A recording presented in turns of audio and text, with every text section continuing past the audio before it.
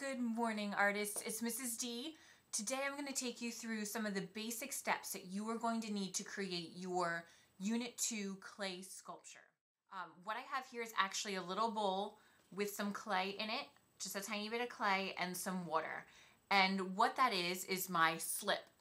Slip is a little bit of clay, a little bit of water that you mix together and you sort of use for a glue-like process when you're creating your sculptures.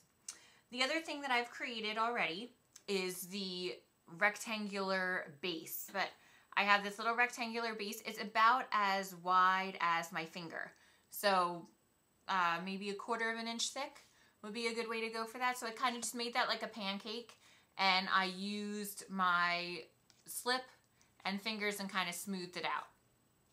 The other thing that I created already are the things that you saw on the previous slide, the steps that you're going to need to create your actual basic head shape.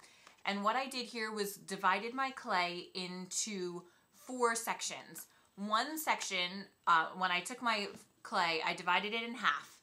One piece of it I used to create my head shape. The other piece I took and I divided into 3 sections. One section that I'm going to use for details, clothing, hair, nose, any of the extra things that I'm going to be adding. Another piece I used to create the shoulders, and another piece I used to create the neck. So I took one large piece of clay, I broke it in half. One piece I set aside, and that was the head. Then the other piece I broke into 3 sections. One was for details, one was for the neck, and one was for the shoulders. Okay, so once you have all that together, then you're pretty much ready to go. I followed those other basic steps. I kind of made a head, like an egg shape, and I attached that to a rectangle, a little like a cylinder shape that I used for my neck, and then I created my shoulder piece. I actually, and I don't know if you can see this, there's a little hole there. I actually took a toothpick and I put it right through the base of this and up into the head to help give it a little bit of support because the clay gets a little bit heavy. So scoring is a method where you just use a scratching tool, and all I'm using is a toothpick. If you have something fancier, great, go for it. And if you have a toothpick, that's fantastic. You should use that. So I gave it some scratches. I'm gonna kind of figure out where this is gonna go on my base, and if you want to, you can kind of trace it out, and I'll show you what that looks like. Just a really rough outline there.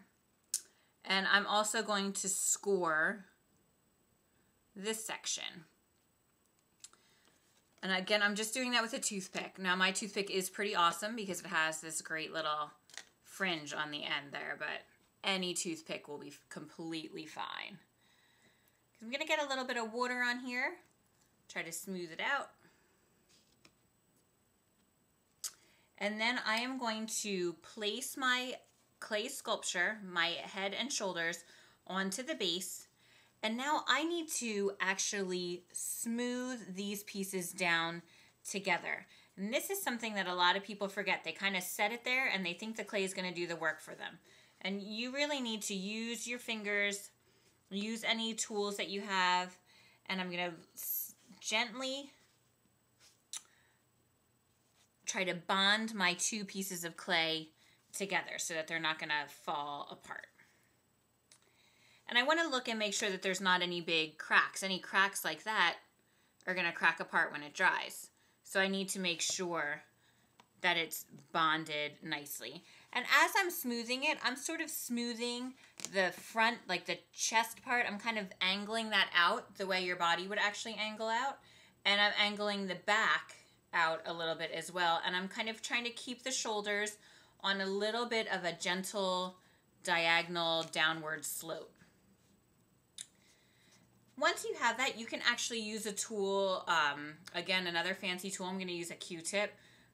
Put a little bit of that slip in there. And what I'm doing is just kind of going through and trying to smooth out that seam. And as you work, you're going to notice that your clay is starting to dry. And when your clay dries, all you need to do is just try to keep your hand in that water. Try to keep your hands wet, and you'll be able to keep your clay wet as well. And that'll keep it a little bit easier for you to work. So you can kind of see the profile, see the alignment a little bit there. You can see that the chin is a little bit further out than Then the body, there's a little bit of an angle there.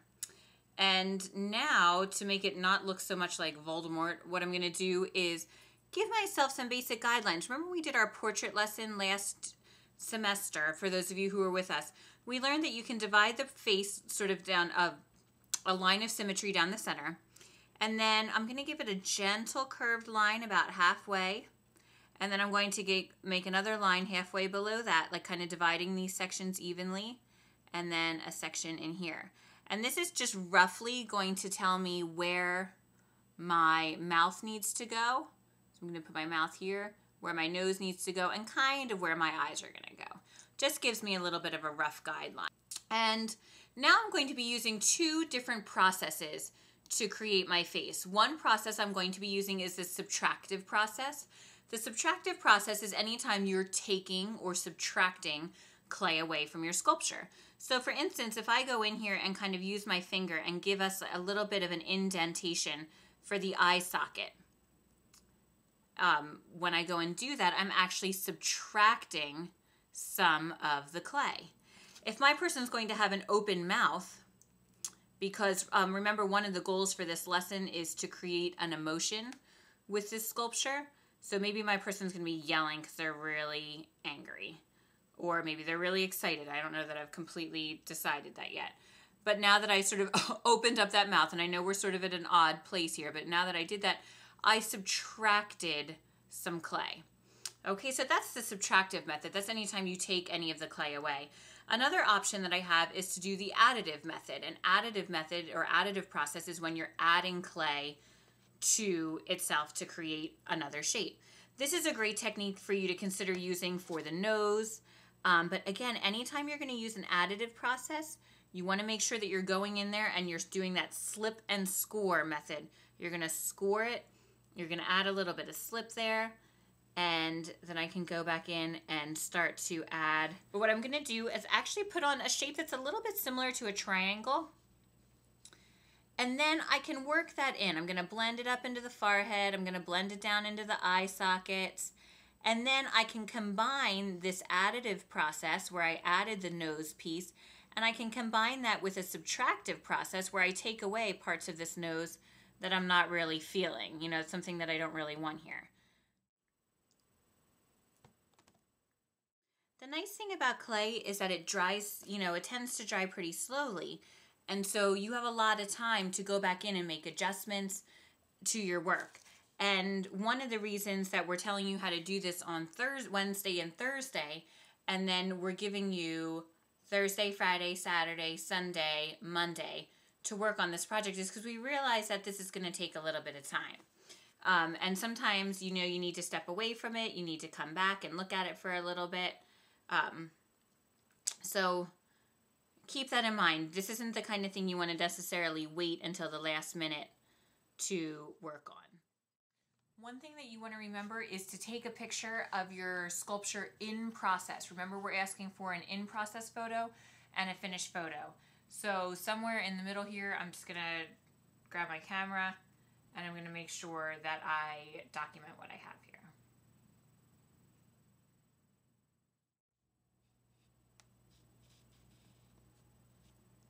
Their chin, we have the nose in.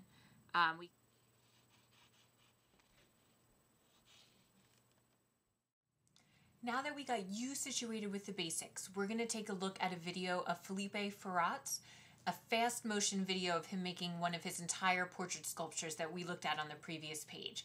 They're going to be really inspirational. They're amazing to look at, and we're going to give you the website links so that you can check them out on your own. Okay, thanks for watching.